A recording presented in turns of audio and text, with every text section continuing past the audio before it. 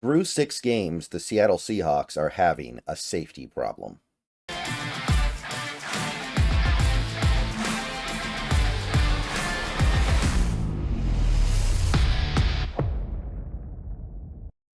What's going on, everybody? Good morning. We are here on Thursday, and you guys know what Thursday means. It's pass coverage Thursday time.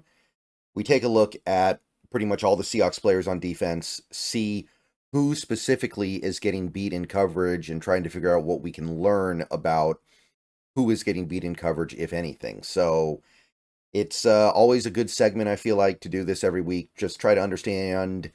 Obviously, right now, people have a pretty good understanding of the fact that the Seahawks are getting beat pretty badly on defense, and part of that is coverage, but you also want to try to understand exactly who is getting beat to maybe trace the problem through a little bit more. So, we will move forward with our pass rush Thursday, or excuse me, pass coverage Thursday, excuse me. Pass rush is tomorrow, but a couple notes before we get to that. First, I want to say real quick that the podcast, the show, the dual stream that I do with the Hawks Nest every week is going to be running at noon today, Pacific time, instead of 8. Because of circumstance, we had to have the show last week at noon, and we were very surprised at how many people showed up. There wasn't any kind of an issue that we found with people being at work and people not being able to attend. In fact, attendance felt like it was kind of higher than usual. So we're going to try it at noon for at least a little while, see how it goes, see if it persists.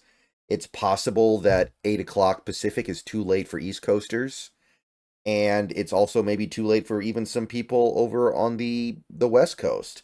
It's right after a football game, too. Maybe people don't even really want to be thinking about football right after Thursday Night Football ends. I don't know, but it went well. So we're going to try it at noon in 3 hours from the upload of this video on YouTube. So keep an eye out for that. Sorry if anybody can't make it, but the VODs will always be there shortly after the show runs. So just something to keep in mind. And second thing, I hope you like this video. If you do, please click the thumbs up button down below. Subscribe if you're new. Click the bell for notifications. Become a channel member for $2 a month. Those are the best ways to help support the channel. So let's go ahead and dive right in here, starting with the linebackers like we always do. And it's pretty good. As far as I can tell, for one, let me just say this. Pro Football Reference is caught up, and their numbers are now pretty accurate to at least their formula. I don't know if it's accurate objectively, but I think it's accurate in their minds. Whereas last week, I'm pretty sure it wasn't. So these numbers should match reality very well. And you can see Jerome Baker, 15 targets, 12 completions. He got targeted a little bit in this game, but only gave up like a few yards. Let me see what the exact number was. Yeah, like 10 yards. And it's all yak, which yards are yards, but when you're giving up a lot of yak, it implies that other people are to blame as well, right? It means that the yards being gained by the player that you allow the catch to are not just your responsibility. Somebody else is blowing the tackle. Like Jerome Baker has given up 94 yards of yak, and he's only given up 83 yards on the season total. So he's to blame for that. But there are other defenders that need to be making tackles that are just not. 89.7 QB rating against Tyrell Dodson. Remember, Dodson's played every game. Baker is not. 21 targets, 16 catches. In this game, I think he got, just under 20 yards allowed. So gave up a couple completions, but nothing big. And again, it's mostly yak.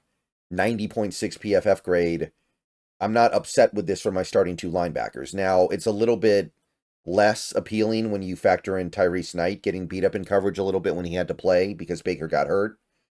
And he did get beat up a pretty good amount for how little he played. Again, he's a rookie. I'm not even going to kill him for that. But overall, you look at the linebackers so far this year, our starting 2 linebackers who have played. Dodson's played pretty much the whole season. Baker's played about, I don't know, 2/3 of the season maybe. Those 2 combined have given up a little over 200 yards. And if you factor in the backups, you're pushing up close to 300. It's workable. It's been worse, believe me. It's been worse here in Seattle. Okay, edge rusher, I believe the only updates here were Boye Mafe gave up a completion for about 15 yards. Um, yeah, it was for 15 yards. I didn't update it correctly initially, but it was about 15 yards, just one completion. Some people did point out that he was kind of in coverage on the Debo touchdown, but PFR didn't give it to him, and I'm not going to give it to him either. Like, Boye Mafe should not be in coverage on Debo Samuel. That's ridiculous. So even if he technically was in coverage, that's crap. And I believe Draymond Jones got targeted once in this game, did not give up a catch, so nothing changed there. So pretty much what you would expect, run-of-the-mill stuff from the edge group. So that gets us to the stuff we're actually interested in, which would be the cornerbacks. And I can tell you that the cornerbacks, for the most part, did fairly well in this game. They're not really the problem right now, so let's pull this apart a bit. Keeping in mind that all these numbers are going to be kind of estimated because they didn't update their numbers accurately last week. So I had to guesstimate, and my guesstimate might not match what they ended up putting in. But near as I could tell, Devin Witherspoon allowed one completion in this game for like 3 yards, and PFR didn't even really give that to him. So I know these numbers are a little bit shuffled and jumbled. As you can see, they don't really make a lot of sense. That's because I had to input my own numbers last week because PFR wasn't updating properly. Near as I can tell, Witherspoon allowed one catch for 3 yards in this game, and PFR didn't even give him that much. I don't think they had him give up one completion in this game. So 100.7 QB rating allowed for Witherspoon. Still not where we want to be, but he had a clean game against San Fran. Trey Brown, they had him getting targeted 3 times, one completion, and it was a bigger one, right? If my numbers are correct, it was almost a 30-yard completion, but again, not really getting picked on, not really doing anything all that bad. I mean, look at this too. It's almost all air yards, so at least he's wrapping up after the catch, I guess. But you can see the issues here, right? Because Trey Brown didn't even play that whole game.